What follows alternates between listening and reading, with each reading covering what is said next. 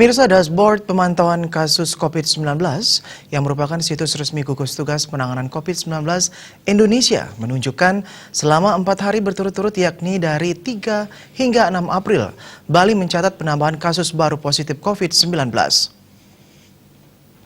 Terus-menerus penyebaran virus corona di Bali kian mengkhawatirkan. Per 6 April pukul 12 WIB, secara akumulatif jumlah kasus di Bali mencapai 43 pasien.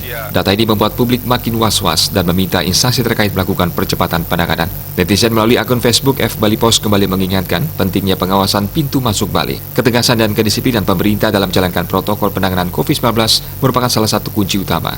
Kesikapan pemerintah dalam respon kondisi di lapangan juga sangat diperlukan di tengah kondisi penuh ketidakpastian seperti saat ini.